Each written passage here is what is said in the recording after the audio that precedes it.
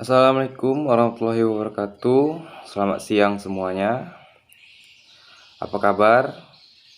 Apakah kalian sehat semua? Baiklah, sebelum kita mulai pada siang hari ini pelajarannya, kita berdoa menurut kepercayaan masing-masing. Berdoa mulai.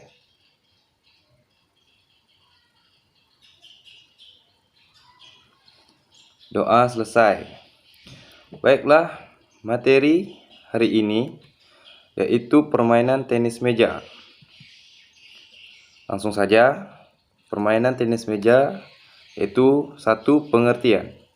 Tenis meja adalah cabang olahraga yang dilakukan oleh dua orang pemain tunggal atau dua pemain ganda secara berhadapan dengan menggunakan bola kecil bat dari kayu yang dilapisi karet dan lapangan permainan berupa meja.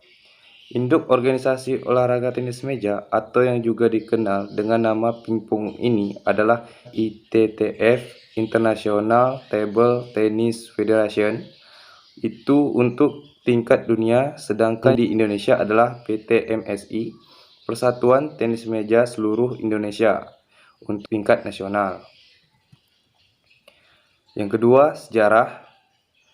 Tenis meja dipopulerkan oleh bangsa Inggris pada abad ke-19. Permainan tenis meja ini digunakan sebagai alternatif permainan di dalam ruangan saat musim dingin. Tenis meja kemudian dikembangkan oleh Angkatan Bersenjata Inggris yang berkedudukan di India. Waktu itu namanya adalah Kosima atau pingpong. Bola yang digunakan adalah karet ringan dan ditutupi dengan kulit yang dirajut. Istilah tenis meja baru muncul ketika tahun 1921 sampai 1922 saat organisasi yang mewadahi para pemain pingpong aktif kembali. Organisasi ini sebenarnya sudah lama dibentuk pada 1902, namun dibubarkan pada 1905.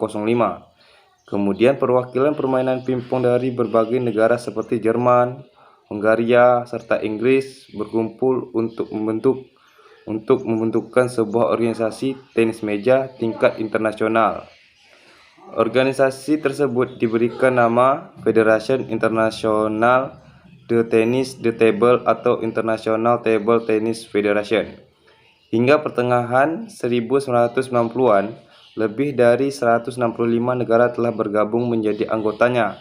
Di tanah air, induk organisasi Indonesia adalah PTMSI, Persatuan Tenis Meja Seluruh Indonesia, yang didirikan pada tahun 1958.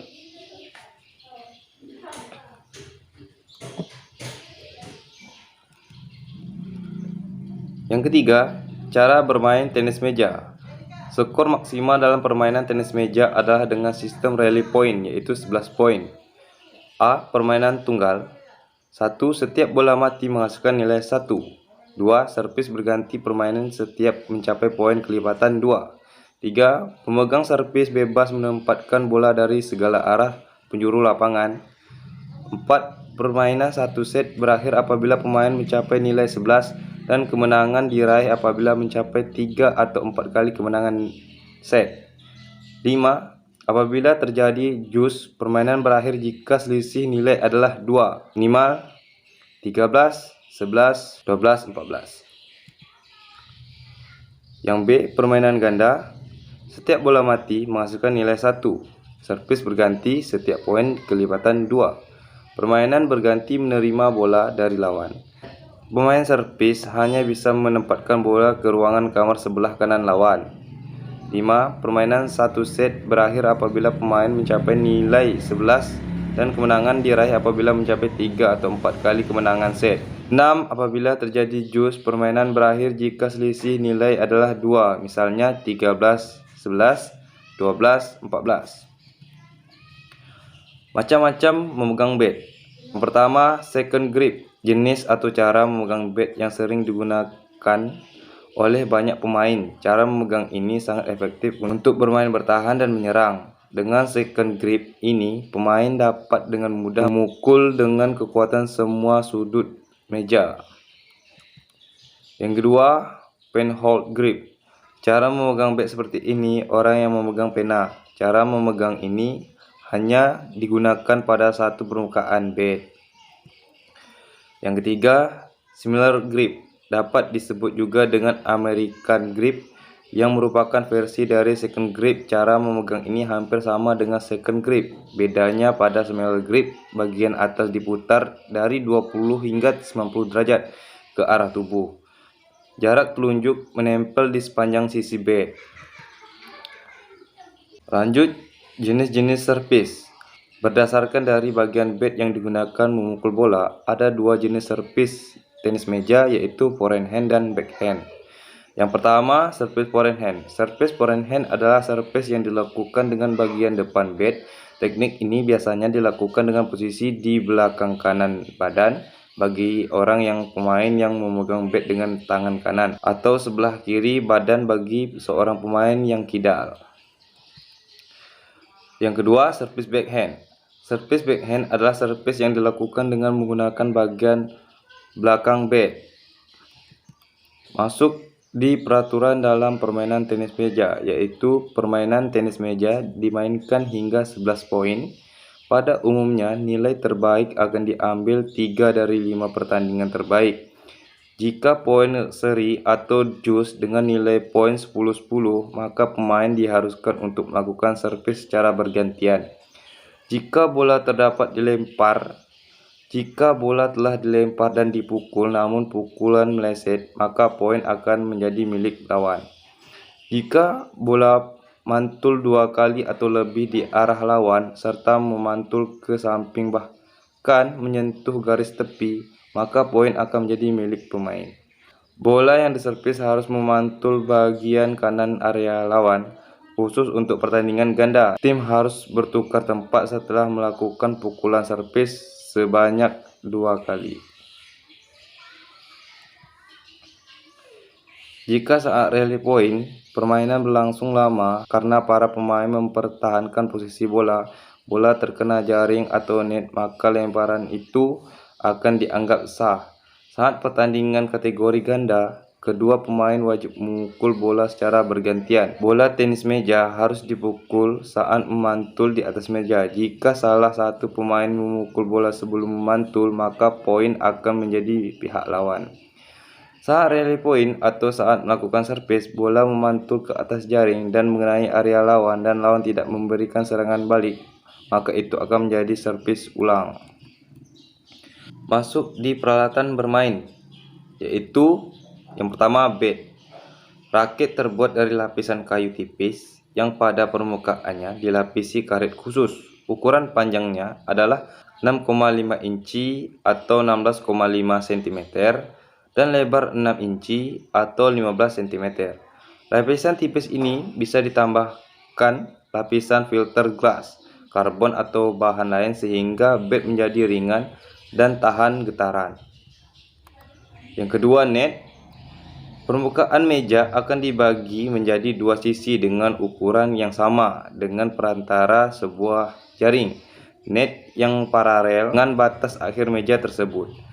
Net ini akan ditegangkan dengan tali yang diikat pada kedua belah sisi pada sebuah tiang penyangga setinggi 152,5 mm, sedangkan batas sisi dari kedua tiang penyangga harus berjarak 152,5 mm dari batas sisi permukaan meja. 3. Panjang net itu beserta panjangnya sisi kanan dan kiri harus berukuran panjang 1,83 meter, sedangkan ukuran panjang tersebut dari ujung atas net harus berjarak 152,2 mm di atas permukaan meja. Ini gambar netnya. Apakah di sini ada pertanyaan? Kalau tidak ada pertanyaan, saya akan melanjutkan. Baiklah, saya akan melanjutkan, yaitu yang ketiga, bola. Bola tenis meja berdiameter 40 mm, berat 2,7 gram, biasanya berwarna putih atau oranye, dan terbuat dari bahan seluloid yang ringan. Pantulan bola yang baik apabila dijatuhkan dari ketinggian 30,5 cm akan menghasilkan ketinggian pantulan pertama antara 24 sampai 26 cm. Apabila pada bola pingpong biasanya ada tanda bintang dari bintang 1 hingga bintang 3, dan tanda bintang 3 inilah yang menunjukkan kualitas tertinggi dari bola tersebut yang biasanya digunakan dalam turnamen-turnamen resmi. Masuk ke lapangan tenis meja. Ukuran lapangan tenis meja adalah panjang 274 cm, lebar 152,5 cm, tebal garis sisi 2 cm. Oke, masuk di teknik dasar pukulan tenis meja, yaitu yang pertama pukulan forehand. Pukulan forehand dilakukan apabila bola berada di sebelah kanan atau kiri sesuai dengan kebiasaan tangan tubuh. Cara melakukan pukulan ini adalah dengan merendahkan posisi tubuh, lalu tangan memegang bat digerakkan ke arah pinggang. Yang kedua, pukulan backhand. Posisi pukulan ini dilakukan apabila bola berada di arah yang berlawanan dengan tangan yang memegang bat. Untuk melakukannya, rendahkan posisi tubuh lalu gerakan tangan yang memegang bat ke arah kiri. Masuk yang ketiga, pukulan smash. Teknik pukulan bola yang dilakukan secara keras dan tajam ke arah daerah lawan. Pukulan smash dilakukan untuk mengeksekusikan bola lambung atau bola yang dikembalikan lawan relatif tinggi, baik di atas meja maupun di belakang meja. Oke, baiklah, itu saja materi yang dapat saya sampaikan pada pelajaran hari ini. Apakah ada pertanyaan? Kalau ada pertanyaan, silahkan bertanya. Kalau memang tidak ada pertanyaan, saya cukup sampai di sini saja pelajarannya hari ini. Assalamualaikum warahmatullahi wabarakatuh.